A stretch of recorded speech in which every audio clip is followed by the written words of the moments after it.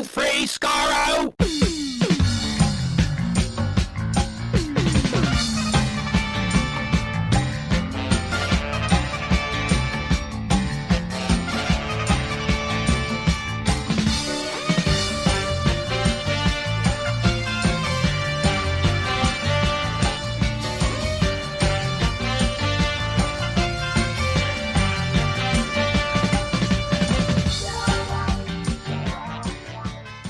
Hello, everyone. Welcome to Radio Free Skaro, episode number 980. I am Stephen in Edmonton. Warren in Vancouver. And Chris in Edmonton. 980. It's getting close to 1,000 there. I don't know if you notice this. Math fans out there. I don't get it. 20 episodes until 1,000 of this here podcast. Yeah, more on that later. More on that later. Not like yeah, today, 20 episodes from now. Not in this podcast. No, we got enough in this podcast. There's enough in this podcast. A whole bunch of stuff talking about. But the main event of this podcast, an interview with Chris Hayden. Chris Hayden was a film editor on Doctor Who in the 1960s, and by pure chance, listener James was visiting family up in Maine, and they said to him, "Did you know that someone who worked on Doctor Who lives across the street?" And so he met him, and it was Chris Hayden, who moved to the States in 1970 after working at the BBC for 5-6 years. And then they had a great time. It says, "Oh, I listened to this podcast, Radio Free Skaro. Maybe they'd be interested in talking to you." And we connected and we recorded something. And there are very interesting things in this interview, kids, that we will discuss after you hear the interview as well. So that is coming up later in this podcast. You won't want to miss it. But first, important Starlost news. I should tell you this, just to completely deflate everything. I was going through the... all the episodes are now missing? Well, they are from my YouTube channel, thanks to the... For some reason, the people who own the copyright hit me with a huge ton of copyright strikes within minutes of each other, so I didn't have a chance to react to any of them, and my YouTube channel got taken down back in February. For some reason, other YouTube channels are out there that have the Starlost episodes out there. Those are still up there, apparently. But anyway, you got more views than the original broadcast, I'm sure. I probably did. There were a lot of views. And those other channels probably got the videos from yours. Yeah. Just to show you where my brain is at, because I spent a lot of work doing needless stuff, which we'll talk about in this podcast at the end as well. But I was just... Starlost was the show from 1973 that was made in Canada and looked it, and we did a whole episode about it. I don't know, back in November or something like that.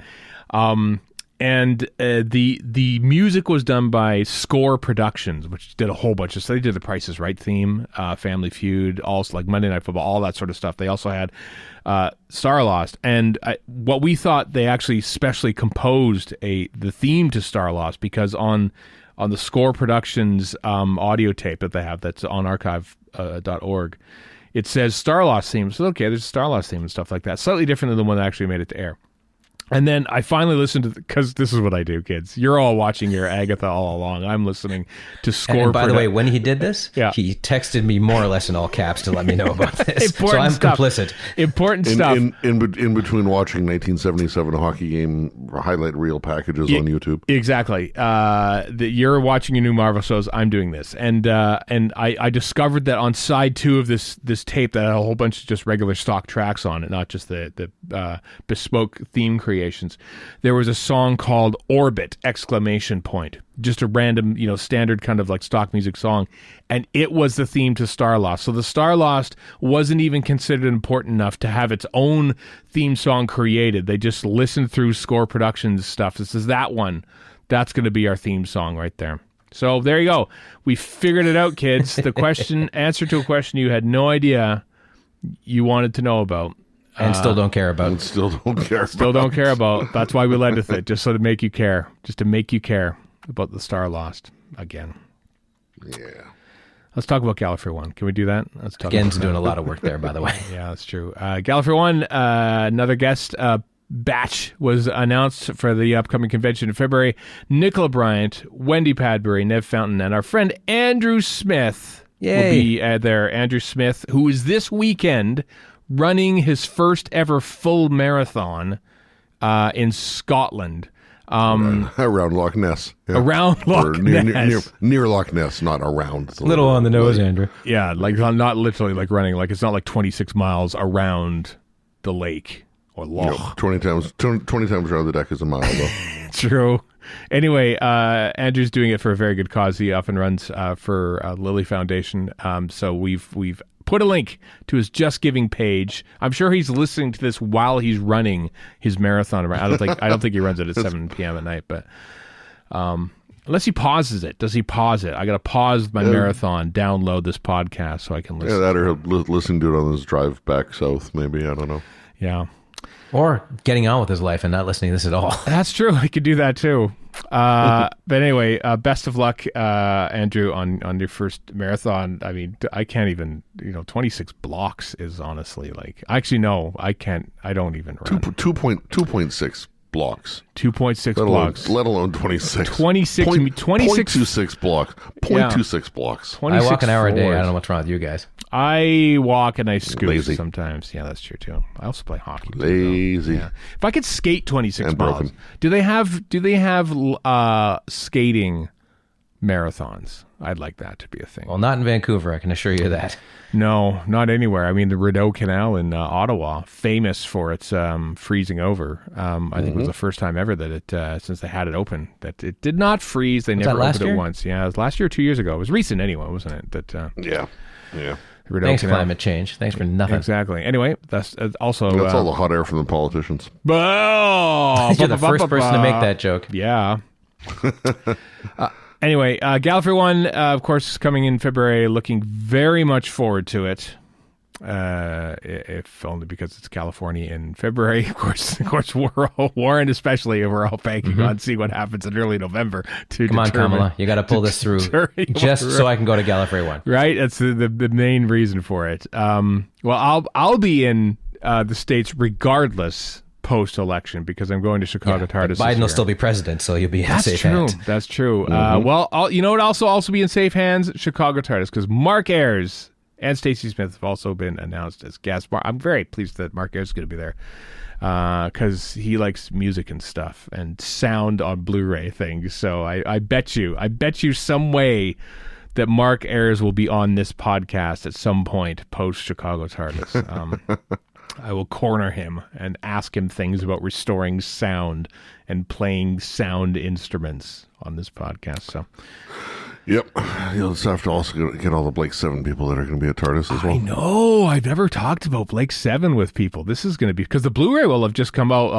Although, hey, well, let's talk about that right now. The Blake 7 Series 1 Blu-ray is coming to North America December 10th, a mere month after it's coming out in North America. The pre-order, including Canada, including I pre-ordered it.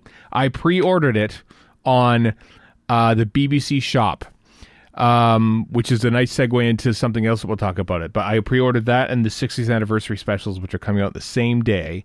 Did you also order the Whittaker Blu-ray sets? No, because it's not in a. It's not. It's like a big. It's set out like a dinner platter. It's like the Capaldi Blu-ray set was. Yeah, this giant box or whatever. Yeah. And that doesn't fit well on my shelf, which is the only reason I would be buying these things because I have all the episodes anyway. But you should probably learn to adapt your shelving to the home video purchases you make. How would you not the other way around? Yeah. Only the very powerful and very stupid try to shape the world to suit them.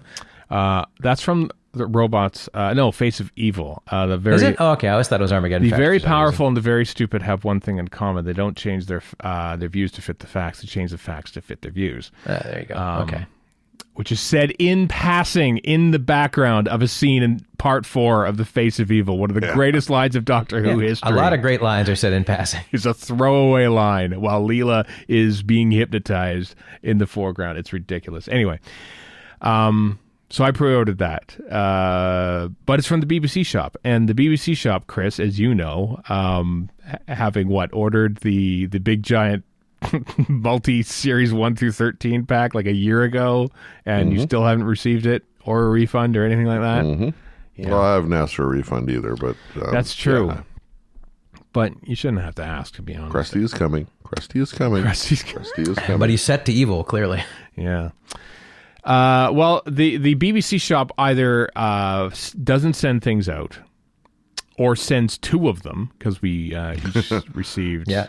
I mean, I did get my Tom Baker box set. That's relatively true. Yeah. recent. Yeah. When they do send stuff out, it's like 3 weeks after it comes out. Yeah. Or which is why you have so many copies of season 20, because you bought it on Amazon. I did. I got impatient. 2 copies from BBC Shop. I got 2 copies. Warren has one of those. Yeah. I know. Thank you. What was the other one you got? Toymaker? Celestial Toymaker. Yeah. Which was that from you, or was that did I order it? Yeah. Okay, yeah, you got right. 2. Did you watch it yet? Just out of curiosity? I watched about half of it. It's bananas. You can't watch it all in one go. It's too crazy. Oh, I did it. I don't know. Well, about you that. can, I mean, Steven, but that's not a barometer of anything except you. That's very true. Yeah. To be fair, you're not supposed to watch it all in one go, but true. I don't see what the all the hubbub about the animation style it is. Totally fits what it's. I mean, watching the animation, which is crazy. Go with the script, which is also crazy, is better than trying to imagine watching the original, where it just would not live up to what they're going for. Like, I'd much rather see this, to be honest with you. And color makes more sense too, because of just the setting they're in. Yeah, it kind of does. Yeah, I watched it in color too, which is not usual for me when I watch the animated version of it. Is there a black and white version of it on there? Oh yeah, probably. That's the great thing about the Doctor. They always have the color. Yeah, I love they have choice. That's good. Yeah, color black and white and telesnaps for the ones that are missing. Every single missing episode. Some of them I've watched, like I think Power of the Daleks. I made a point of watching the black and white one, even though I could watch color. I'm like, nope, I gotta have black and white for this. Watch that one in the theater, for God's sake. In the theater, I watch Power of the Daleks. Generally, if not for all of them, the black and white one's going to be 4:3, and the color will be widescreen. Yep. And normally I'm all for that, but for Celestial Toymaker, it's crazy, so I might as well just make it as nuts as you want. Yeah, that's what I did. Well, my overriding impression of that is still from watching Recons back in the day. So that's what's still in my brain, even as I sit there watching the animation of it. I know some people are like, and I guess I just said this for Power of the Daleks, sometimes I prefer having something that hews closer to the original, sometimes I don't. It really varies on the story as far as I'm concerned. But it doesn't have to be this ironclad, it has to follow the camera script. No, it doesn't. No. At the end of the day, I mean, people hold a lot of things as like sacred cows, and I understand why. I do it myself. We all do it, obviously. Yeah. But there's sometimes it isn't necessary. Like okay, so person X directed story Y. Cool. If somebody else did it, we'd have something probably quite different, at least in some, if not most ways. So now, this is just that. It's somebody else's take on the same thing, right? And it's perfectly valid.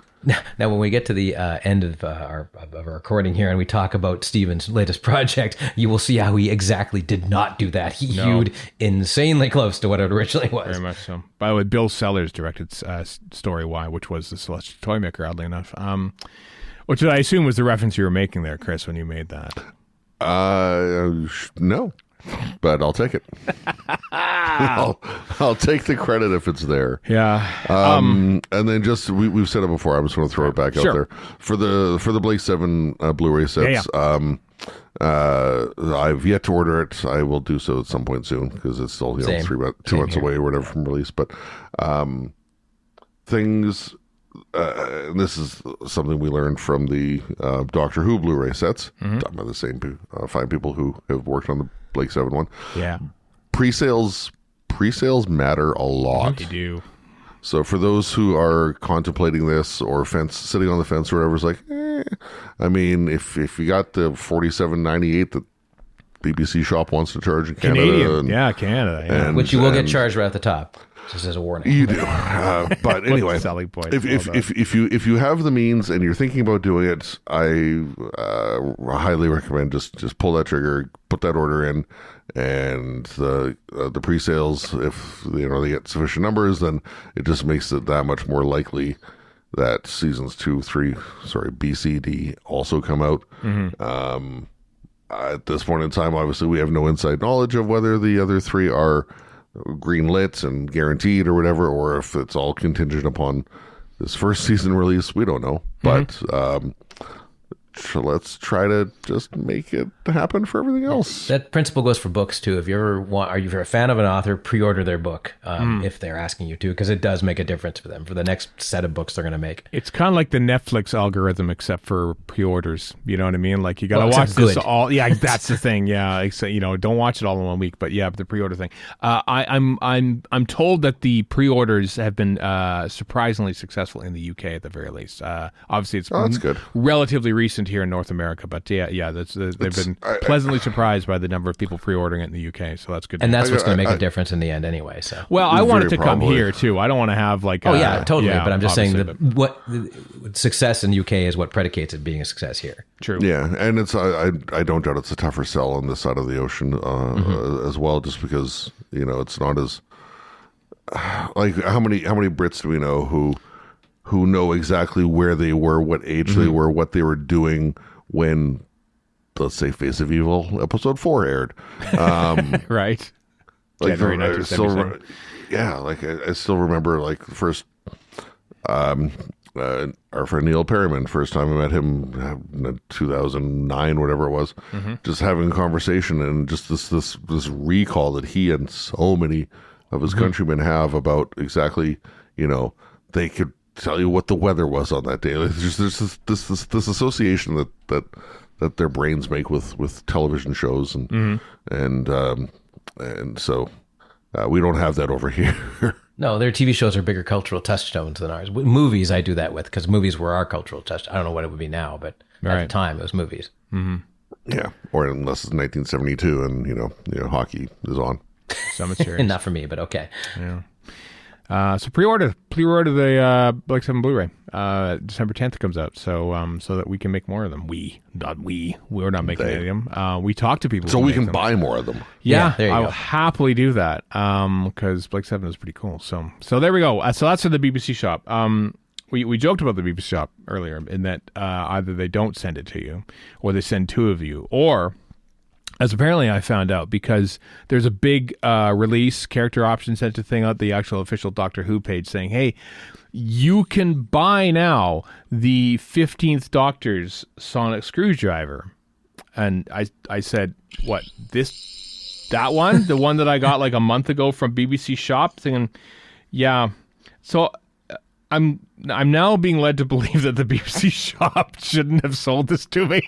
Because it's not there anymore. Not that early anyway. It's not that early. I think they just accidentally posted this early, and I says, "Oh, okay, cool. The sonic screwdriver's out." I didn't even realize that it wasn't supposed to be out. I just ordered it, and they sent it to me like lickety split. I got it like 3 days, and you know what? I think somebody commented on our episode when I first talked about getting this thing. And they says, "Where'd you get that thing from?" I said, "Just ordered from the BBC shop. I don't know what the big deal is." It's like, obviously the big deal was that they put it up for sale too early. And now the page isn't even there anymore. So now it's on sale and you can't get it from BBC Shop. So it's a bit of a nuts. Bit of a crazy situation. But you will be. Anyway, there's two different versions. There's the version I have, and I think there's like a sort of a metal plated one as well. I just got the cheap plastic version because all the rest of them are cheap plastic in my collection anyway, which now sit in a mug here in the podcast studio at Radio Free Skaro Towers. So eventually here in North America you can get one, but you can get either or, and from wherever you get them in the UK. So there you go. Sonic screwdrivers, 15th Doctor Sonics. Now available. Couple things before we go to the interview. Twiblats is filming in Majorca, Spain. That being the war between the land and the sea, which Russell T. Davies was answering emails for at Phil Collins's he calls it war weddings. Between, though. Yeah. They just call it the war between. We call it Twiblats here. Well, it's a lot of words to not call it the war between. That's true. Mm-hmm. Yeah. Well, you shouldn't have named it that. You shouldn't have named it a catchy title. Like, the war between. I don't know how catchy that title is, to be honest. It's not catchy at all. But anyway, that's filming in Majorca, Spain in October, which is this coming week. So that's pretty cool. Doctor Who goes overseas again for the first time since 2019 when they shot. Is that long? Jodie Whittaker's, yeah, and every other with Spain, I think too, and they went a lot of places in the Chibnall era, and then COVID happened, and then we stopped doing that. Well, it's back, baby. So they're filming. So location hunters, have a great vacation in Majorca, Spain, while you look for Gemma Redgrave on location as Kate Stewart. I imagine that's what you do over there. I'm just looking at Amazon, right, for the looking at the Jodie Whittaker box set. Oh, is it on there November. Now too? Okay. Yeah, it is. Same price as BBC Shop, right. $60 Canadian. But it just frequently bought together. Jodie Whittaker complete set, The Sixth Sense, and Signs. Always. When has that ever happened? If you say so. When has that ever happened? That's Amazon's algorithm saying things. Yeah, frequently bought I believe together. it about as much as YouTube's algorithm that keeps sending bearded men yelling about outlaws at me. Did M. Night Shyamalan work on this unbeknownst to us or something? No, I don't know. No, don't. There's no logic to this. It's some insane computer. Yeah, came up with that. Wotan did it. It's possibly Wotan. One last thing before the interview. Chudigawa is going to be on the Graham Norton Show, October 11th. He will not be mentioning Doctor Who once, I'm sure. He'll probably be talking about the play that he's in, Importance of Being Earnest, which I think is going to be opening around like a month after that or something like that. So Graham Norton. I'm sure he'll get a Doctor Who question or two. That was the one would say. I'm sure they will mention. Is it Norton a once fan, or is he just have a lot of Doctor Who people? I think he's always a fan. You know what? I don't know if he is, because there was that one episode where they had like a theremin on, and it says, "Oh, you could do the Doctor Who theme," because the Doctor Who theme was created on a theremin. With Jodie Whittaker. Yeah, no, it wasn't Graham Norton. There was no theremin near the Doctor Who theme. Okay, I did not mean to open this can of worms. Yeah, so I don't know how much I'm going to counter that with, he's such a fan, he included himself in this Twice. Wiping Angels two-part. Yeah. That was all his doing. That's true. Yep, he was literally he was working Master Control the same night. I'm just going to fade my own episode up during the critical moment of a Doctor Who episode. Yeah, exactly. Yeah. Well, I'm going to be a little sappy here. One of my proudest moments is when we released the RFS episode in the wake of that, and we put the little animated Graham Norton on. I thought that was great too. On the episode art. That's true. Go back in time for that. Yeah. We're dorks. 2010. Yeah, that's three guys with a Doctor Who podcast are dorks. You don't say. Yeah, I know. Well, hey, that leads to what do we present to you now? So here, one of the first very, very rarely interviewed, Chris Hayden, who is film editor on Doctor Who in the 1960s. Stay tuned for this very fascinating chat right now. My guest today worked as a film editor on Doctor Who in the 1960s, working on such stories as Planet of Giants, The Faceless Ones, The Dominators, and the final story of the 1960s, The War Games. It's with great pleasure to welcome to Radio Free Skaro today, Chris Hayden. Hello, Chris. Hi, good to see you, Stephen. Good, great to see you. Great to talk to you. You're in Maine now, in the USA, where we've determined you have been for most of your life. Let's say you worked only very briefly for the BBC. Right. Yeah, so you've been in Maine for the longest time. Why are you there now? I know you've told me this off mic, basically, but why are you in Maine now? Well, actually, I started in California, in San Francisco. I got hired directly from the UK to San Francisco to work on, to edit and take over the complete edit direction of a film. And the plan was, if I did a good job, I would direct the next film, and they kept to their word, and I directed the next film. I started working for this company for 3 years directing, which is what I wanted to do. Mm-hmm. And I wanted to direct at the BBC, but BBC is very funny. They have a directing course, and you have to literally have been gone to Oxford, and I just didn't have the qualification to do it. Yet I had many producers saying, "Chris, we'll try and get you on because I know you can do it." And so in the end, I got hired in the States, and I'm in the state of Maine because I got involved with a group that wanted to start a new television channel, and that I was going to start it in California. But then the investor said we wanted it in Manhattan, we wanted it in New York, and so that's why I ended up on the East Coast. And we got pretty well going with it, and we were almost we had about 3 more months to go, and we would have been on the air. But the whole thing fizzled because the investors actually ran out of money. They had over invested in .com things at the time. This was back in the early 2000s, and so So as a result, I loved Maine. I used to come to Maine as a kid, funnily enough, and had bought a house up here and just decided this is terrific. So, and I did work for a couple of years on production with an old friend from the East, from the West Coast. So the two of us worked actually in Manhattan on a few things. But then I decided, maybe I'm getting too old for this game, and started substitute teaching, and which led to me now teaching. Mm-hmm.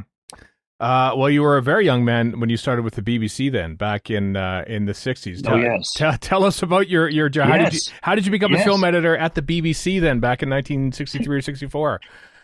Well, it was amazing. Actually, I wanted to be in the movie business, and I was on a couple of sets. I was hired to come in for a day or two, just through a friend of mine, so I could see what it was like. And I saw this one guy standing there who was giving all the orders and pointing for the actors, and I said, "I want that job," and that was the director. So that's what really started me. And then through this really good friend, actually was a neighbor, lived across the street from me when I was still living with my parents. And he knew how enthusiastic I was, and was able to have me join him as his assistant at a company called National Screen Service that made TV trailers. Mm-hmm. Then he got a job at the BBC, and I got left behind. And it's actually one of those amazing things. They closed the office where I was in London, and I went out into the suburbs to some dreadful, almost like a film production factory. It was awful. Uh-huh. And I'd only been there for about a week or two, and on the PA system, I just remember this wonderful call, Mr. Hayden, please pick up a phone and have a call. And it was my friend, and he said, "Chris, you don't like it there, do you?" I said, "No, it's awful." He said, "Well, I tell you what, why don't you give in your notice right now, and you come and join me at the BBC?" I went, "Oh my God, yes!" And so I did, and that's how. So it's who you know. Yeah. So that was tremendous, and that was a great opportunity. So from that, and worked with him. He was an editor too. But you wanted to be a director at that point. So what steered you Yes. right into editing then once you got to the BBC? Well, the good thing was it was almost like a little trainee or apprenticeship program that I was involved in, which they are now doing officially. So I got to be out with the camera crews, traveling all over the country, shooting, and then I would be following them. And sometimes we came back and had the same bits to edit. And I realized that, the director is the guy who collects all the information, but it's the editor who makes it work. It's like chef. And so I felt, well, the best way for me to learn how to be a good director is to, be a good editor. And the editing is really where you actually have the emotion, because you have your timings, is your sense of timing that makes things work. And if you don't have that, it's not going to work. That's when you end up with you can tell sometimes when something's not quite as good. To get that fluidness in the editing, you need that. But I realized that was the place to be. And even in later life, when I had my own production company, I still preferred to do my own direct, but I'd often cut my own stuff because that's the bit I enjoyed doing. Though I did have editors who worked for me as well. Mm-hmm. So that's how it happened. And I just moved up from assistant editor to editor, and then to supervising editor. So supervising editor meaning that you have an editing crew. So an assistant sound editor. I was the picture editor, and other people supporting you. It wasn't a huge crowd or anything like that, but it was just more people supporting you. And then it was, what was interesting at the time was that Doctor Who, which I knew about, and I knew, it was children's television. Mm-hmm. And so being on Doctor Who was not exactly the premier thing to be doing. It would be today. It was children's television. And sometimes some of the special effects we had were very, very poor because the budgets were minute compared to today's Doctor Who. So we were black and white, 16 millimeter for our outside stuff. And then you'd have to scrounge around to get things. So Doctor Who, War Games, for example, that set for the First World War was actually the set from another film or another, big drama that was being produced. And so the crew or the director took advantage of that, and the producer took advantage of that to be there. But while they were filming, it was being dismantled at the same time. So you don't realize that while you're watching the World War II parts, not the rest of it, that set is actually being dismantled. They were taking it away because it was dealt with. So it was kind of scrounging to get the good stuff in those days. So as I say, it was children's television, even to the point, I just remember this one moment, and now I laugh at it, is I was in the cafeteria at Ealing Studios, and somebody went by and said, "Oh, hey, Chris, what you working on?" Doctor Who. I said, "Yeah, Doctor Who." Oh, you poor thing. Right? Right. And so today, it just astounds me that where it is and what's happened. And I think, and I definitely bringing it back as they did, was it mid-90s, bringing it back in the new series, it's just changed everything. But it's a phenomenon, and it's such a simple premise, but I can't believe that all these years later it's doing so well. And I'm not sure if there are any new productions going on right now. I've not been following it, but just the enthusiasm for it, and the number of people that, as soon as you say Doctor Who, they know exactly what you're talking about. But if I said, "Did you see my Hamlet of Elsinore?" What? Exactly. Oh, that was huge. Yeah. Who wants to watch Hamlet? That's old hoary stuff. Yeah, right. When you could watch Doctor Who. Exactly. Right.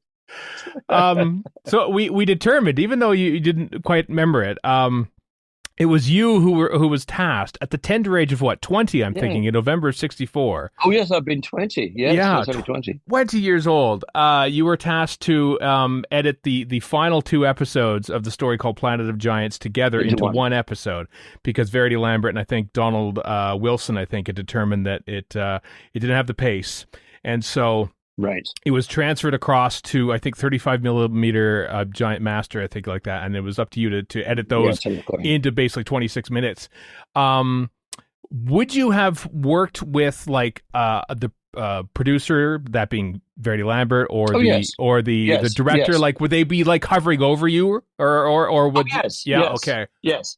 With a thing like that, yes, because they would have had to have determined, first of all, what it is and where it's going, because I can't just view it once and magically go, "Oh, I know what to do." Doesn't quite work like that. So they already had their plan, and that was my job to put their plan into action, into effect, and then make it work. So one thing I will say about working with tele-recordings, and if I remember rightly, those days, the sound was an optical track. I'm not sure, because later on they were with a magnetic track, so you had the picture and the mag track, but there was a time when it actually had an optical track, which means every time you made a cut, you had to put what's called a bloop on it, so that it didn't go so it went over the cut. But I'm not sure on that one whether we had mag or what we did. I can't remember. We probably did, actually. Probably had magnetic track by then. But the earlier ones under tele-recordings were optical track. But no, they would have had a plan, and then it's up to me to find out how to make that work. And where to do it, and how to pull that together. So I was like the surgeon, and they were ordering they're ordering the surgery. Right. They were directing the surgery. So that's how it would have worked. Yeah, that was a unique case, shall we say? It's never been done before or since, editing 2 episodes into one. Yeah, but mostly what the BBC was back then was basically everything was sort of shot on multicam videotape and then had film inserts, and that would have been your job. It was basically to prepare those little chunks of film to be played back on telecine or something like that. Is that correct? Right. They were on telecine. Yeah, I mean, sometimes it seemed a bit ridiculous where there'd be one shot, and so I would have made up a reel which would have intense dramatic piece, and then little dramatic piece, and then maybe a shot, and then more dramatic pieces. And I mean, you knew where it was all going, and then that would cut the negative, and then they'd make what's called a transmission print, and that would actually be on the telecine. Hmm. And I'm trying to think whether some of them actually, I think in the early days they were live, and I remember being in the control room. This didn't happen very often, but I was in the control room and they're asking me to get ready to cue the vision mixer because I knew it inside out. So I would be literally right behind the vision mixer, getting him ready to go take, and we get the cut. So Uh-huh. that was they would have been live because if it was going on straight onto tape, which it later did, then you can close up the gap and it's not a problem to deal with. But when it's live, you got to get it right first time. So that's why they often ask me just to be there, just to uh, give the vision mixer a cue. Mm-hmm. Well, I know that that some directors would, I think they were basically limited to a set amount of recording breaks during the 75-minute recording of a half-hour episode. Yes, when they were recording them, yes. Yeah, because they actually had to physically edit the videotape, not like go from machine to machine, to actually physically cut the tape, which would, obviously diminish its lifespan. It was also a very technically, complicated process. So. And in those days, it was not like it is today. I mean, it was that big 2-inch tape. Yeah. And they had to, what they would do is they'd sprinkle iron filings on it to see where they could see the shape of the pulses, so they could line the pulses up to make the cut, and then physically scotch tape it together on the back. Right. But they had to see, so you couldn't have it sort of go from one, and then there'd be a dropout, and then come back up again. You'd lose sync. I know we on this podcast a few weeks ago, I managed to stumble across a BBC training video from I think 1967 or something like that, literally about how to edit physically cut videotape with a microscope and everything. I've seen it. Yeah, have you seen that? Yeah, I've got that's right. They needed a microscope. I never did it, but I was there when the guys were doing it. I watched them do it, and it just astounded me. Yeah. And in fact, it's interesting because I remember at the BBC TV Centre, which is now ITV, funny enough, there was we had what's called the East Tower, where most of the editing was going on. But then there was this like a trailer, and it looked like a trailer in the parking lot. So flashback here, and that's where they were doing the video editing. So it was still very experimental. But then, of course, they moved into proper housing. But I thought it was hilarious that they were doing this in a trailer. So I mean that was Planet of the Giants, which it's astounding to think that you were editing that in early November and it went out on November the 14th. Yes. So this is a very, very fluid environment that was TV in the 1960s. Yes. Your next credited role was on the Faceless Ones in 1967. So what did you do between the Planet of the Giants and the Faceless Ones almost 2 years later? Oh, yeah. Well, I hadn't done a Doctor Who. I'm not sure because I did see my credit on Seeds of Death, which is later. On NPR here on PBS. I think it was later. It's 69, yeah. Yeah, so I did see that. So I must have done that one as well. What may have happened is that there was myself and there's the other editor, Martin. I can't think of his second name. Martin Day is probably the one you're thinking of. Martin Day. Thank you. Yes, Martin Day. Thank you. Yes, dear old Martin. He was actually just around the corner from me. So Martin would both be working on them, but sometimes what would happen is I would take an episode due to timing and things like that. I would do an episode of his, and that would happen. I think he probably even did the same thing for me sometimes. That would sometimes happen. It was to do with transmission times and dates, because literally we were right behind the transmission date. So we were scrambling to be on time. So that would have been Martin Day. Yeah. Mm-hmm. So, but in between, yes, I had a lot of things that I was doing, a lot of dramas and documentaries. So, big documentary series. Some of them were 20-odd episodes, which would take a good chunk of the year. Mm-hmm. And so the good thing about it was that you were doing so many different things. You weren't just stuck in one department. So if you were in children's television as a producer, you were there all the time. But being an editor, you went from department to department, because they would delegate an editor for And also the producers would ask for an editor, so you get asked for sometimes. So, and I'm trying to think of some of the directors' names now that I work with. It'll come back to me at some point. Right. Like you reminded me of Martin. Right. But you worked on the Faceless ones. My first my first question to you is only episodes 1 and 3 exist. So did you manage to save the other episodes? Yeah, the Faceless ones, which was very interesting. When we were doing it, when it was being edited, it was called the Chameleons. It was known as the Chameleons, and then they changed it to the Faceless ones. And I can't remember when they did that, because I'm not sure if it went out in the air as that, or I felt maybe they'd changed the title when they started distributing it overseas. But it was called the Chameleons because those characters could change into something else. Right. It did go out as the Faceless ones eventually, but you're right. One of the working titles was certainly the Chameleons. Yeah. Chameleon. Oh, it was good. Yeah. Good, yeah. My memory. Yeah. Not really going that fast. I've also probably watched it more recently than you have, I dare say. So you probably have. Yeah. It's probably fresher in my mind. Yes.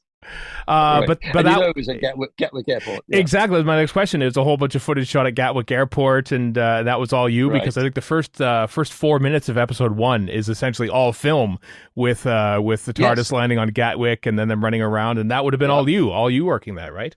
Oh yes, that's all. Yeah, usually the opening, like in the War Games, has the longest chunk of a proper film drama and dialogue. Usually, so that would have been the same there. The Faceless ones also was at the time.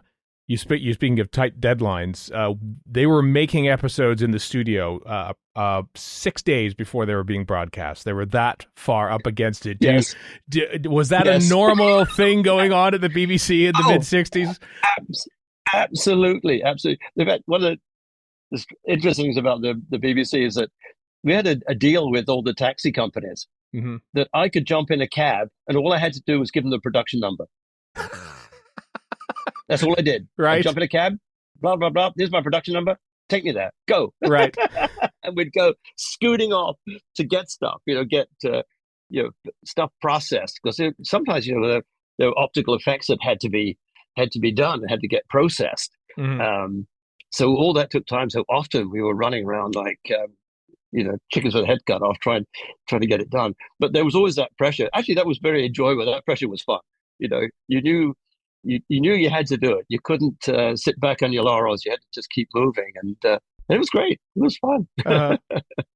Your next credited Doctor Who appearance certainly was the Dominators, the one featuring the Quarks. Oh yes, yes. So the Quarks. That was the Quarks. Yes. The Dominators was the Quarks. It was called the Dominators with a lot of footage shot on in some sand pit somewhere. Right. I can't remember where that was. Yeah, somewhere in Surrey. Yeah. Probably. Do you have any memories of editing? Because there's a pretty hefty film shoot that did not feature Patrick Troughton. I think at that point he said, "I'm not doing any additional filming," so they had to get a stunt double who didn't quite look like Patrick Troughton. So they did their best to hide him on the film. That could be. I can't quite remember, but that could. Yeah, that's the one that I don't remember a great deal about for some reason. But apart from the fact I knew I did it. Yeah, I actually had to find it and take a look at it again because I can't quite remember even what the story was. Well, I just remember the Quarks because I thought that was particularly. The funny thing is now I'm teaching and I'm doing science and we're talking about quarks and I start to crack up because you remember you know what a quark is. It's an atom. It's a tiniest part of an atom. Yeah, but to all of us Doctor Who fans, we know it's this little robot with children in it. That's right. That's right. Which had their own distinctive sound. Yeah. So like the voices and the sound effects. So that would have been you as well, placing all that. Placing all that in. Would you be responsible for putting all that together, or would there be a sound editor to sort of help you out with that? Well, I did have a sound editor, so sometimes yes, because I just didn't have time. I was working on the next thing up, and so I could pass the work print down to the sound editor who would put that in. And they worked with the Radiophonic Workshop, which you know all about too, which they were just absolutely amazing people that made all those sound effects in the days where we didn't have transistors; they were valves or tubes, as we say in the States. So they were geniuses. They were way before their own time being able to produce that stuff. So that would have been the sound editors who would have worked a lot of that. And sometimes I, had to do it too. So it makes it complicated because then you end up with, multiple tracks. And then again, you realize in the process, you've got all that you've got to mix all that sound. And we had to do Foley at the same time. Sometimes when we were mixing, we'd be doing Foley. I spent many a time being the footsteps, walking in the sand, walking on rocks and, hitting things and just making the noises. But we used to do it sync as we recorded. So that was kind of fun. We rehearse it once, take it. That was it. You did it. None of this non-linear sort of like moving a little sound effect into the right spot. You basically had to do it live. Yes. Yeah, non-linear has made it much easier. Yeah. You mentioned that even though you're not credited on it, but the Seeds of Death is one that you apparently worked on with the Ice Warriors director Michael Ferguson. Worked on that. Yes, Michael Ferguson. Michael was one of the people that told me I should become a director. Oh, really? Yeah, he came up through the ranks. Like he was a production assistant on the back in the early '60s right. I actually did some other stuff with Michael too. In fact, I did a lot together. I can't think what the others were. I think we did a thing called Pegasus together, which was a dramatic piece. Yeah. No. So about the French Revolution. Oh, nice. I don't think it might not exist anymore. You never know, based on some of the stuff that was happening around the same time. Right. Doctor Who's the only thing that survived. Well, there's a whole bunch of stuff that didn't survive when it comes to Doctor Who, which is amazing. Kind of sad, really. It's especially for people like you who worked on the show, and it's like, oh, can we see it? No, it doesn't exist anymore. I'm sorry, you can't watch it. Right. Yeah. I will tell you one thing, a dreadful secret. I actually have the first section, the dramatic section, the opening of Doctor Who: The War Games. I actually have it here in this original work print, the cutting copy, as we called it. Really? Because we threw it away, and when I got hired in the States, the people that hired me said, "Oh, could we see some of your work?" So I went into the bin and pulled out that opening section, and sent it to them, and they hired me immediately. So it must have been good. Not as good as today's production and editing, of course, but yeah. So and what I'm saying is, I shipped it to them, and it's never gone back, and I've never thrown it away because it's in my mind, it's part of my life. So it's in a can. I have a hangar. I keep my airplane, so it's in my hangar there. So I'll dig it out one day and see if it's rotted. Right. Does it try to make sure it doesn't smell like vinegar? Because that's right, exactly. That's what happens. This is not nitrate. Yeah, it's not nitrate. We stopped using nitrate a long time ago. Oh, good. Well, that is fascinating, and it is a great bit of work on there because I just watched it, of course, recently because I'm a Doctor Who fan. But like, there's a lot of like, of course, quick little handheld cuts. David Maloney was the director on that, and there was a lot of very inventive camera angles, I thought, from Maloney and stuff. So what do you remember? What the that was one that you actually own on DVD. So this is one that you've probably seen. Yeah, well, it's funny because a lot of that stuff is around all the time, and I copied a lot of things too. When I started directing, I'd learned it from them. It was well covered. It was good. It was lovely coverage. Yeah. I remember the firing squad always had there was a good shot of them in the firing squad, if I remember rightly. Do you remember when they get captured by the Germans and they're going to be hauled up with the firing squad at the end of episode 1? There were a couple of shots in there that were pretty good. Yeah. I think I seem to remember a big crash zoom into Hubert Reese's face towards the end, where this is ready, aim, fire as they're about to shoot Patrick Troughton there. Yeah, that was it. That's right. And that was a cliffhanger. It was. Remember right? That would have been the cliffhanger, right? Right. And that there was 2 weeks of filming on that story because it was a 10-part story. So they reasoned that they had to get a lot of filming in for it. So you would have been kept very busy in that over those 10 weeks, then I imagine. Oh yes, yeah, and they were sending the dailies back, as we call them in the States, called rushes. We call them in England. So we'd be getting the rushes and sort of begin to make a start as best we can, get everything set up. Mm-hmm. So, but we always had those screenings at back at Ealing, and I've forgotten actually where it was that they shot it.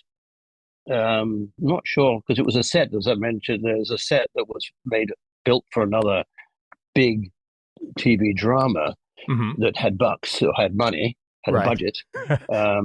And our budget was minuscule. It was like £50,000, would you Mm-hmm. imagine?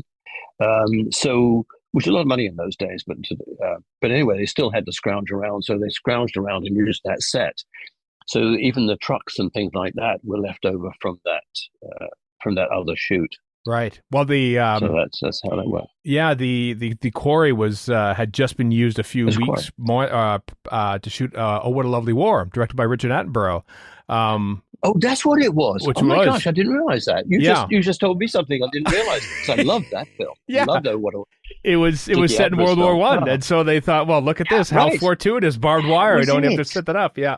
Yeah, I thought it was I thought it was a BBC thing, and I never knew what it was. But it was oh my gosh, that's phenomenal. Yeah, phenomenal. Yeah, that's one of my favorite films. That was fabulous. Oh well, you and in a very tangential way, you almost more or less worked on it because I didn't realize that was.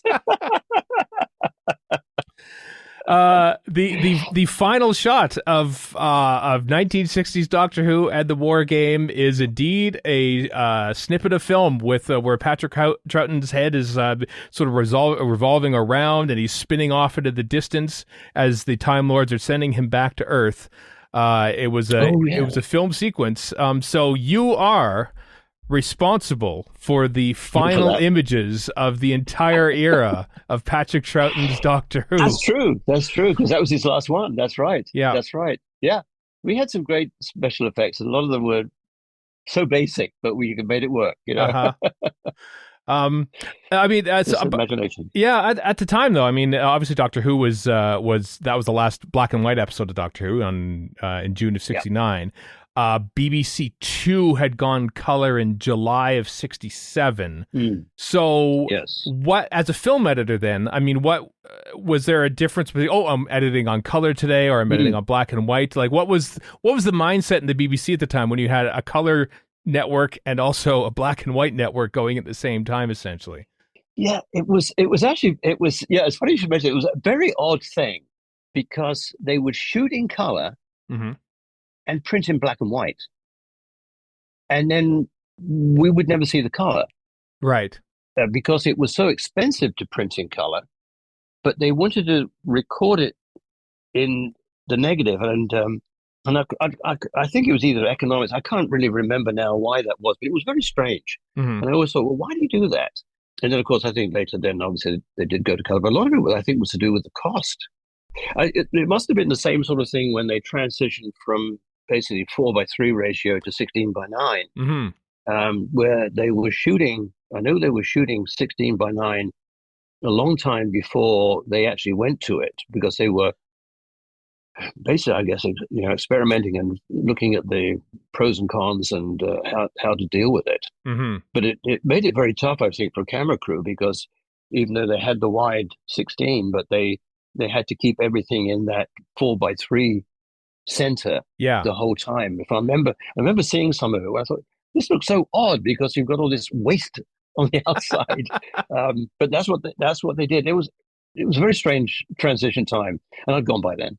Yeah, that's true. And then I was working on Panavision, so it was I had my real CinemaScope. I had my director's class with the CinemaScope. It was lovely. Right. I mean, I could believe it being a BBC thing, because in '67, for Doctor Who at least, up until then, they had shot location stuff on 35mm, and I think once that became more common and popular and thus more expensive, they dropped down to 16mm for all location 16. stuff. So was there a preference to edit 35mm as opposed to 16? Well, what you have to remember is 35mm was very heavy, right? And so it requires a lot more effort. But then 16 is horribly fiddly. So the good thing in the cutting room, and you when you're working on something, you end up with little bits you've trimmed out, and everything was done with Scotch tape at that time as well. So you'd peel it off and you'd stick it on the side of the desk, and then you go back looking for that trim. Well, when it was 35, it was easy because you could see it. And I used to make my assistant editor make it quite squeamish because I could pick up a piece of film and scan it with my eyes and make it move.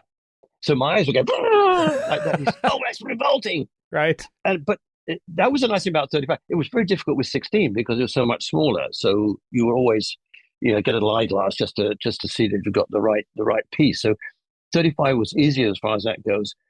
But then when it came to, all the tracks and the storage, you had all these cans because each 1,000 foot was only 10 minutes, whereas 16, that 1,000 foot was closer to half an hour. So that it was just the bulk that you had with the 35. Right. And then we started using a really nice editing thing, which I ended up buying my own from when I was in the States. It was called a PicSync, made by a company called Acmade. And so it was a synchronizer which has sprocket wheels for all the soundtracks, and then the picture would be in the front. But this then had a screen, so you're looking at the motion. It would actually project it, back onto a ground glass screen. Right. And so you could actually turn, and then everything is lined up as you turn, and then you can manipulate and make your cuts. And then of course you had a moviola as well, so it would run on the moviola, then come back onto this thing. So that made a big difference with this thing called a PicSync.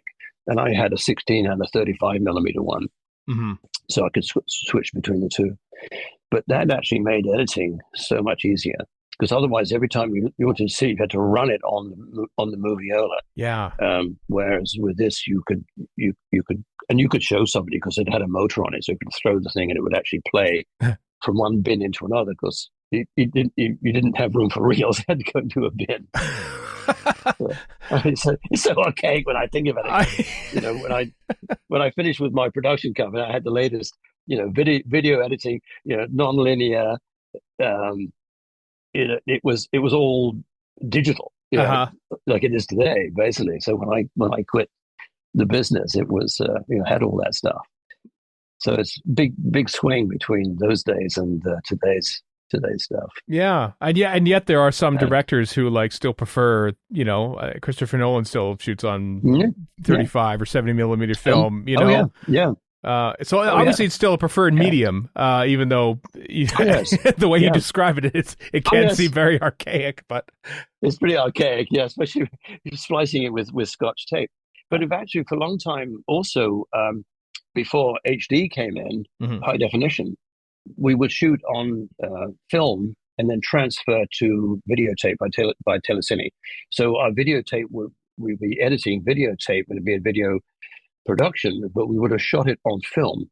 So you get the definition. But the cameras today are just so good that you don't need that. That doesn't happen anymore. Nobody needs to do that. I mean, it's phenomenal now compared. But that was to get the best resolution we could back in the days when we were editing on 3/4 tape and this sort of thing. Before it really went digital. Oh yeah. So yeah.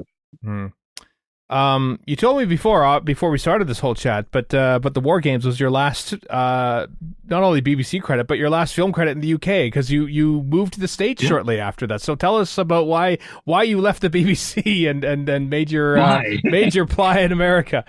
Well, I always wanted to be a director, and during my sort of apprenticeship years and just being in the business, I knew that's where I wanted to go. And BBC had a director course, and I wanted to get on it, but I didn't have the qualifications to get on. I hadn't gone to Oxford. I went straight from high school, and so I didn't have a degree at the time. So even though a lot of the directors working with and producers said, "Chris, I'll recommend you," and this sort of thing, they just didn't budge. And so I'd been to the States on vacations a couple of times for a couple of years. I'd come over here, and I was in Manhattan, and I talked to NBC and ABC just to introduce myself to see what the chances were of working. And they said, "Oh my gosh, you were from the BBC. We'll hire. here's my card. Call me when you come back and you're ready to start. Okay. So that told me that I could do fairly well. So I sent my CV out to a bunch of production companies in on the West Coast. In fact, David Frost, who I don't really remember David Frost, who used to be a TV interviewer with David. Well, I knew him fairly well, and actually he was going backwards and forwards between the States and England. And he said, "Oh, there's a directory they have in the States. I'll pick it up for you." And he did. So he gave it to me. It was a directory of all the production companies. So I targeted California, and in particular San Francisco. So, I'd been there, and I felt there was a good opportunity there. So did George Lucas and Francis Ford Coppola. And so I sent my resume out to all these people blind. I mean, I didn't know them, so I sent them blind. And I said, "Well, if I get enough responses, I'll make the trip out and have some interviews." But I didn't have to. The strangest thing was I got a knock at the door, and it was a telegram boy. This is 1969, and I've never seen one since, and I'm sure you haven't either. And he handed me this telegram that said, "Your qualifications perfect. Are you available starting January 2nd, 1970?" And so I said, "My gosh!" And then their phone number. Well, I phoned them, so I just immediately phoned them up, and we had a long chat. Set my salary, which was terrific, and then that's when they said, "Could we see some of the work that you've done?" And so that's when I sent that little section of Doctor Who out for them to see, and plus some other things that I had as well. So I got hired immediately to work for this company in San Francisco, which was what I wanted to do, and it was a good opportunity. I directed the editing, did the editing, and I was on my own, and I had to, pull a big documentary together about Africa called Africa Will Be. And it was successful. And they said, "Keeping our promise, you direct the next movie, the next film that we have." And it was 35 millimeter about a football player called Jim Plunkett. And so anyway, I did that. And then I did another. Then I did a nice big Panavision project about the borderlands between the United States and Mexico, called This Most Singular Country, which was in Panavision. And so that was a nice big one. And then I did a thing called The Idea of America. And so I was doing some really nice, high-end film production, which is what I wanted to do. So then I went, in fact, actually, one called Idea of America, I actually came back, brought it back to England and did all the special effects at Rank where are they? Not Denham. Yeah, Denham. Yeah. In Denham. Yeah. That was kind of interesting being back in England doing an American film. And then the company actually went out of business, and a few of us got together and we formed our own production company. And then that became my production company. So I kept making films and a lot of good things. I was having a fairly good life, and I was very popular. I got to know George Lucas very well. Oh, wow. Francis Ford Coppola, because we were all working there together. In fact, when he was making American Graffiti, I was over at their studios because I'd use their facility for things. And he always would call me in and say, "Chris, take a look at this scene. What do you think?" So I sit down with him and look at it, and we'd talk about it. And I had no idea at that time. He was just George Lucas, just George, one of the other guys in San Francisco.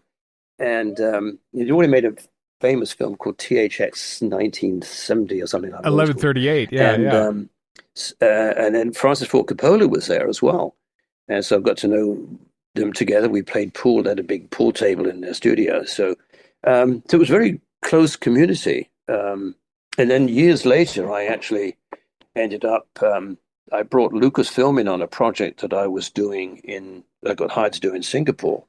That actually was the development of a historical theme park.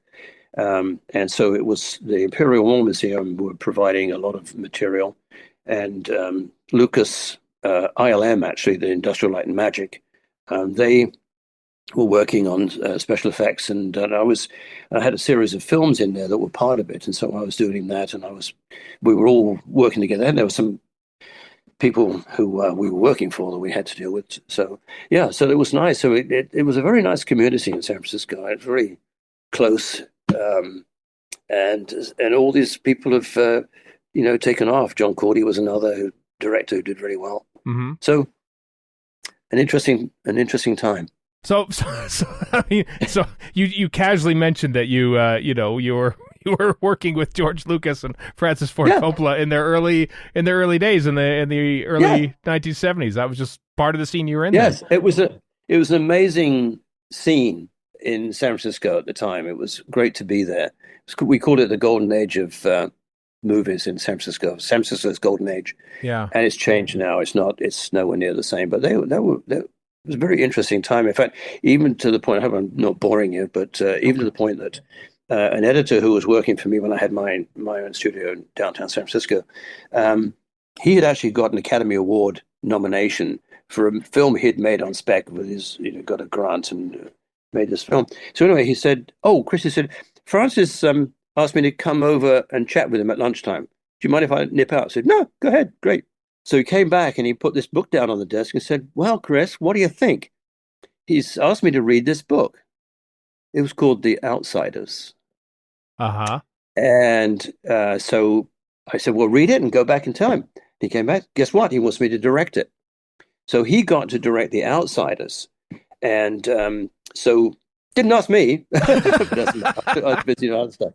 But anyway, so my friend Oggy started and he got hired and he did the script breakdown and everything. But the sad thing is, after doing all the work that he did, was basically the pre-production, the bank said, no, we're not going to go with an unknown director. Mm-hmm. We want Francis to do it. And so poor Oggy had to step down, which was really sad, considering how famous the story is and the people that came out of it. The stars that came out of that particular film. Mm-hmm. Tom Cruise, for example. Tom Cruise, Matt Dillon, Rob Lowe, Patrick Swayze. Yeah, all these people. Patrick Swayze, all of them. Yeah, came right out of that film. Mm-hmm. So poor Oggy. Yeah. But I mean, you're a happy teacher now. So obviously, at some point, you decided the filmmaking editing business was not for you anymore. That you enjoy teaching more. Is that right?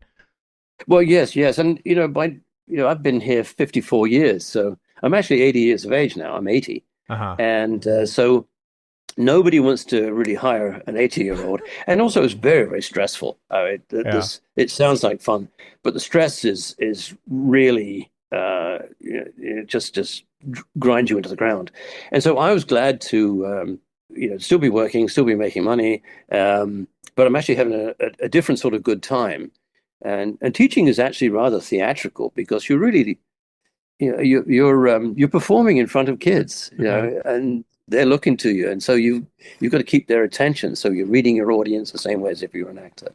Mm-hmm. So it's very much like that. And so I always felt very, fulfilled and not stressed. And it was fine. Yeah. Mm-hmm. So, and my wife works at the same school. We both work together. So, which is interesting.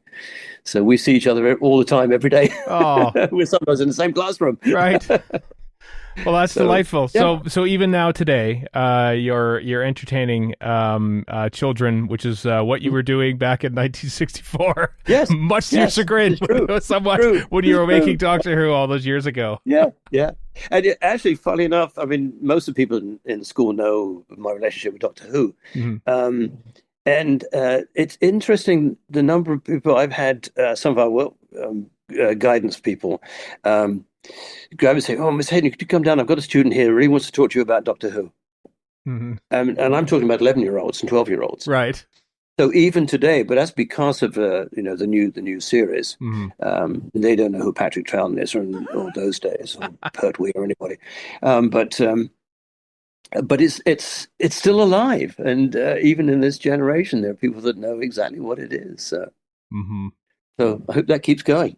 I think it will, and thanks to all your efforts, it started off in way back in the 1960s. So, Chris Hayden, what an absolute pleasure to talk to you today about Doctor Who and life in general. Thank you. You're welcome. You're welcome, Steve. Thank you very much, Chris Hayden. Not you, Chris. Thank you for being never thank me for anything. Yeah, done. Done. So yes, as you heard, Chris Hayden has a work print of the opening few minutes of the War Games Part one. The appropriate authorities have been notified. I did contact members of the Doctor Who restoration team, so I think the wheels are in motion to get a copy of that made, that you might well see on a season 6 Blu-ray at some point in the future. This might qualify as the closest this podcast will come so far to like finding a missing episode, I guess. Yeah. I mean, it's not quite missing, but yeah, not quite missing. But I'm intrigued to see what this will lead to. But gosh, what a fascinating person and an interview, and the fact that he started at the BBC when he was 20. He was editing Planet of Giants 12 days before broadcast of that final episode 3. And he was 20. And actually watched that training video because he had to. The one that's on YouTube. The videotape editing, which he didn't do, but he was in he would see it happen. He would watch that happen back in the day about how they used to do that and stuff. But quite fascinating. Thank you, listener James, for helping arrange that. What a weird and wild coincidence. This podcast continues to amaze me at how far the reach is sometimes and how things can sort of happen like this. Richard Bignell himself responded to our tweet thinking he tried contacting Chris Hayden years ago, was unable to, didn't get a reply, and so we got you beat now, Bignell. Look at this, we've moved up the ranks. To never do that again. Never ever. That was our one shot. Our one shot of finding a missing Doctor Who. We'll just rest on our laurels like Sylvester McCoy with his story of the water tank. Yes, we know the War Games work print. Yeah, keep going. Yeah, sure. All right, whatever. So anyway, thanks, listener James. Thanks, obviously, Chris Hayden. We've been emailing back and forth since we talked earlier this week about various stuff. He went to a party in Mill Valley in California in the 1970s, and Wendy Padbury just happened to be there. And Wendy Padbury recognized him, even though he would have only seen her like very briefly because they were in different circles, film editors and actors at that point. So the weird coincidences continue.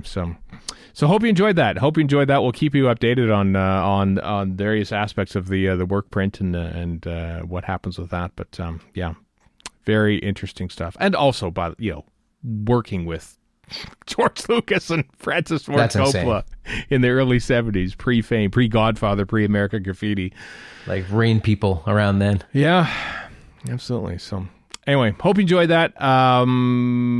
Pretty cool stuff. So. Mm-hmm. Other news that was deemed less important than that, which is some book news. I think we talked about these books earlier on as like Amazon placeholders, essentially. I don't know if we talked about these ones in particular. I think it was other stuff. Because when I saw this listed, I think it was the first I'd heard of these. Okay. Oh, okay. Frida Kahlo rings a bell as being a thing. Yeah. But other than that, I feel like we might have mentioned that they were meeting like famous people from history. So one thing that I just noticed on I saw them. We haven't told you what we're talking about yet. Let's talk about that first. Sorry, I'm getting ahead of things. Doctor Who, Frida Kahlo and the Skull Children, which is a book by Sophie Mackenzie, which has Jodie Whittaker's Doctor meeting Frida Kahlo, and then what a great title. I know, right? And the Skull Children. That's pretty cool. And that's coming out on October 24th. And then the second one is Charles Darwin and the Silurian Survival, where David Tennant's Doctor, the 10th Doctor, I have to specify that, the 10th Doctor meets obviously Charles Darwin. That comes out the 21st of November. To quote him. But which one? Yeah, and I am assuming something else must be out there, because the description for the Frida Kahlo book says the first of 3 brand new novellas. The Darwin one says the second of 3 brand new novellas. Well, and there's nothing yet listed for the third of 3 novellas. Ronald Reagan and the Iran-Contra disaster. And the trickle down. And the trickle down theory. Yes. The trickle down theory. Yeah, I'm sure that's what it was. Yeah, that's right. There hasn't been a third one announced yet.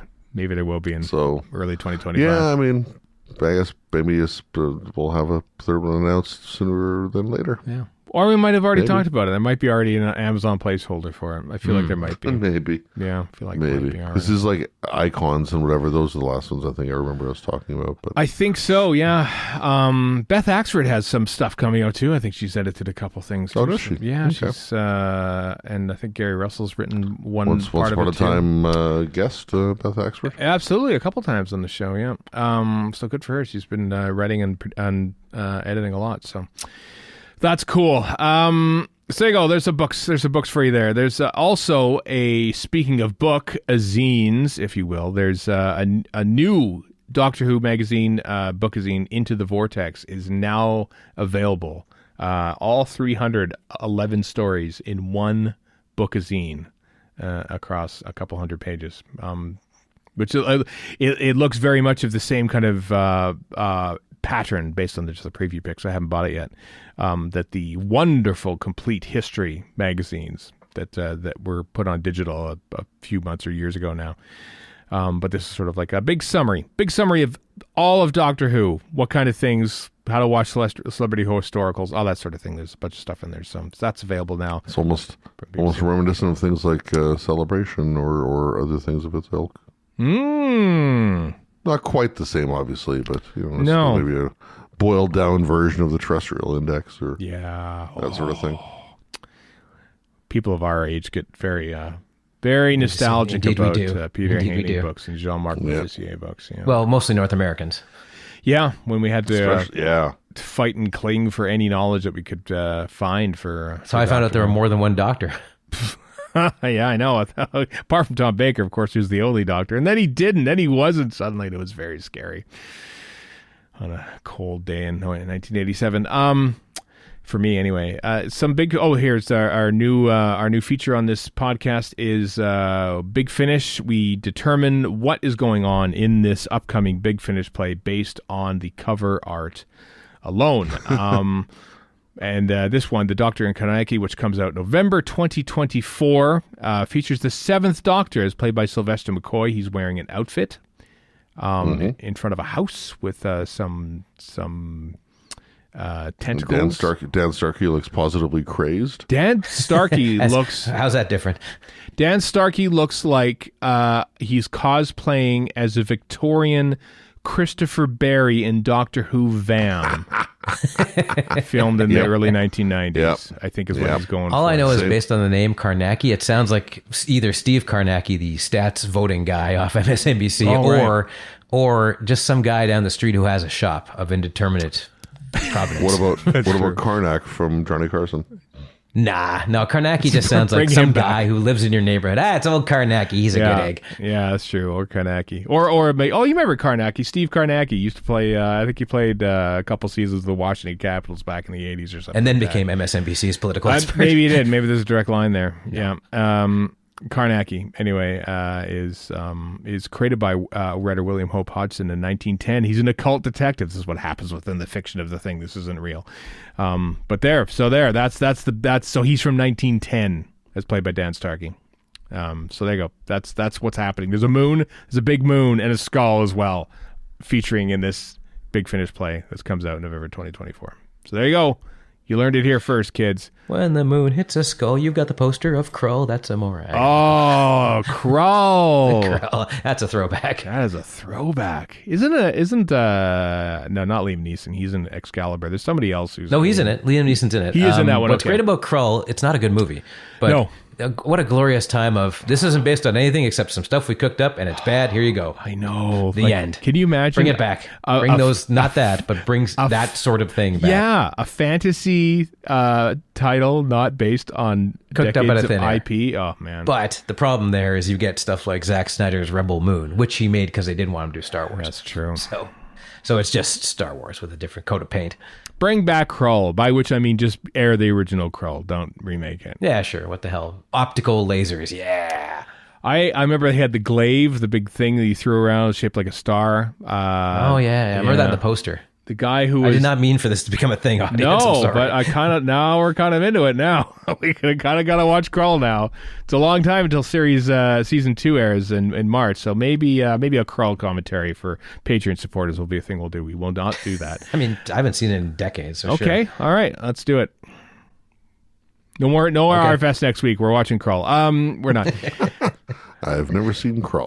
Terry Nation did not work on it, but it's going to be part of the main scope anyway. He did not work on it. I bet you if we looked hard enough, we could find a Doctor Who connection to Krull. I bet you. Oh, it was probably shot in England. It wouldn't surprise me. It was probably shot in England. I know that the star of the film, I can't think of the actor's name, but yes, I am looking it up right now, was the guy who played the head of Section 31 in Star Trek Deep Space Nine. Sadler? No, Sadler was an agent of... Ken Marshall William is Sadler. his name. Yeah, Ken Marshall was the name of the actor who played Bernard Bresslaw plays Rel the Cyclops. Bernard Bresslaw, of course, played Ice Warriors in Doctor Who. Direct reference right there. Easy. That was too easy. Trevor Martin is the uncredited voice of the Beast. Of course, he played Doctor Who in the stage play The Seven Keys to Doomsday. Bernard Archard is in this. Bernard Archard. Yes, Marcus Scarman himself is in Krull. Well, now you have to watch it. Well, now why haven't we? Well, right? We should have been. This would have been required watching. What's this? We obsessive. It just feels like it should be done. I love the photo for Bernard Archard Archard on IMDb. Just this little sly smile. Oh, nice. Okay, I was worried that it would have been him, cadaverous him from Pyramids of Mars, but it's not. Yeah, that's one of the things I don't like about IMDb. You're looking up a movie that's from 40 years, and they go, "What's the oldest picture we can find?" Like, as in how old they are. So it's always like, "Oh, I didn't want to be reminded of my own mortality." Thanks, numerous times over. Thanks, IMDb. James Horner did the score, Warren. So, sweet, yeah, sweet. So, what a glorious time of scores, the 80s. James Horner, and Mary, that's a good score. Wrath of Khan, many other James things. Horner, yeah. Aliens, which is basically the Wrath of Khan. Yeah, James Horner, he did rip himself off quite a bit, but oh well. But when he hit. There's a thing going around. Where people are trying to look at Alien as Die Hard from the perspective of the xenomorph. That's dumb. Where is this going around, Chris? I ask you. I've seen it on Instagram or something, but I don't know, just interesting perspective. I've had enough of these reevaluations of things by people who aren't me, basically. So, can I just say that I'm glad that we waited until after the interview with Chris Hayden to dive deep into Krull, but yes. Maybe he worked on that. I doubt it. I don't know. I don't think he did. He would have been in the States by that point. Although he could have worked on it from the States. That's true. Came up in the States too. This is based on nothing. I'm pulling this out of the air. Krull. Let us know what your thoughts of Krull are in the comments on the various social media chapters that we're in. One more Big Finish thing. There's not as much cover art to dig through on this, sadly, but there are 4 new monthly Torchwood stories have been revealed from October through to January. They feature, amongst others, Sophie Aldred, who plays Ace in Doctor Who. Yeah, Indira Varma, who is in Doctor Who on multiple occasions as well. Actually, only on one occasion, but was in Torchwood as well. Torchwood, obviously. Gareth David Lloyd, Jason Watkins, who was in Nightmare in Silver, amongst many other things, but we won't hold that against him. He's also in these two. So. So there you go. That's through over the course of the next few months for the Torchwood Big Finish range. Some ancillary stuff. This is also Blu-ray related. I don't know if this is going to come out in North America, but you never know. I've never seen it. It's the Box of Delights. The 40th anniversary Blu-ray is coming out. Chris Chapman has put a documentary on it because he loves this thing. It's a kids thing. It stars Patrick Troughton. It was in Doctor Who. I don't know if you know that. Christmas mainstay as well. In the UK, bearded Patrick Troughton. He was a totally bearded Patrick Troughton. Yeah, it might have been a fake beard. I don't know, but and here's the most important part: it was shot on OB video. For people who are fans of that, I'm talking to him. That's me.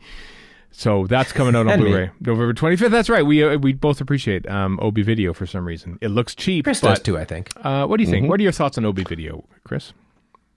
I still remember back in the day watching Doctor Who as a young child and finding it jarring when they switched between video and film. I love it when they do that. Yeah. And I don't know if I did. So things that were shot in OB Video. So whatever Sontarn experiment onward or whatever. But the consistency just pleased my brain as a child. Yeah, me too. I noticed it. Nope, I was the opposite. I'm like, this is interesting to me. Oh, we're on location here, but sometimes they aren't. Sometimes they're at Ealing and they're shooting on film. Well, don't forget the time there was a fight between the Master and Pert, and it goes from video to film back and forth. It really confused the hell out of me. No, it doesn't, Warren. I think you're thinking of the Sea Devils. It's on video disc. They shot it slightly slower and sped it up on video disc during the little thing there. That's what that was. Yeah, that's what it was. Well done. All right. So there you go.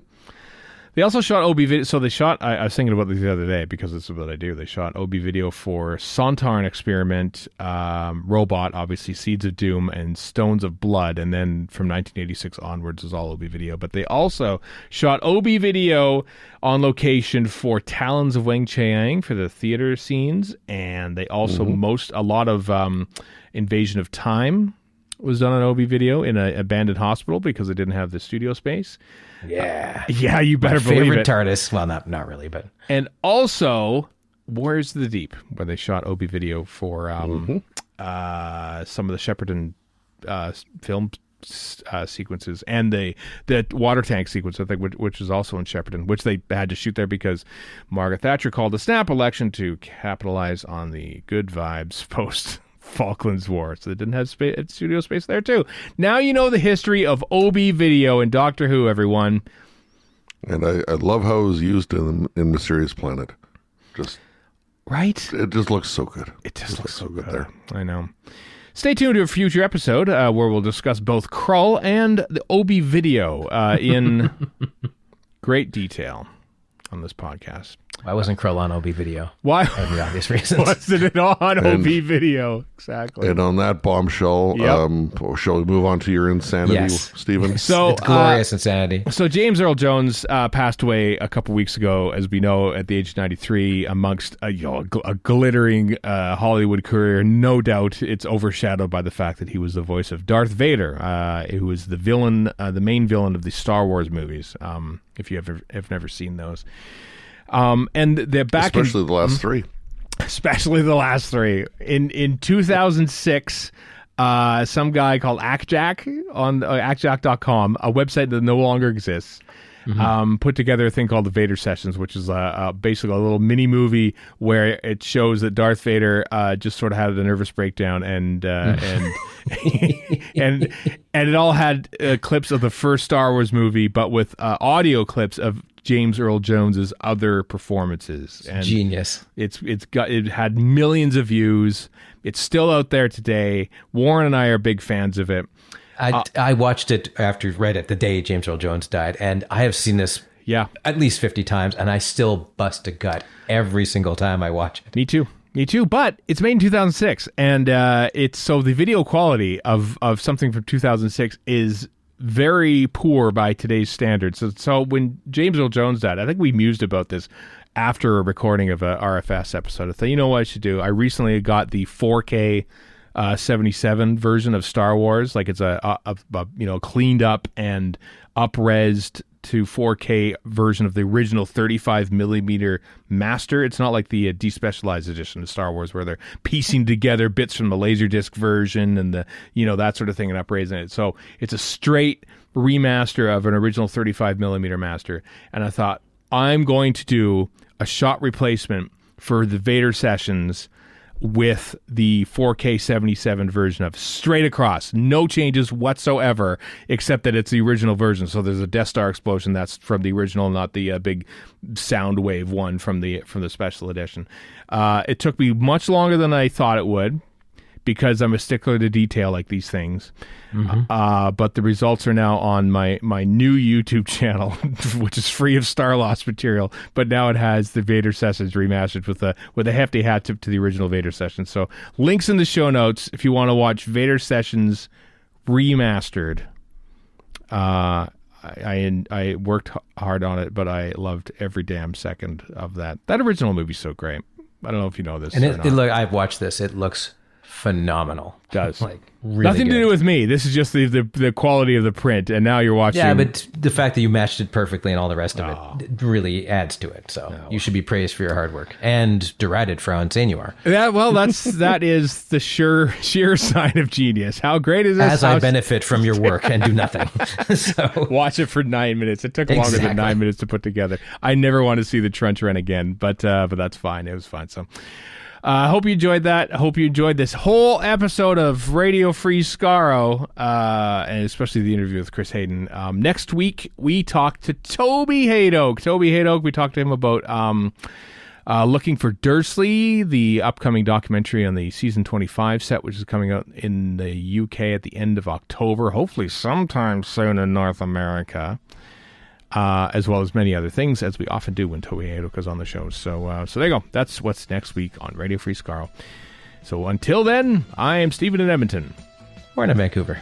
And Chris in Edmonton. So long for now.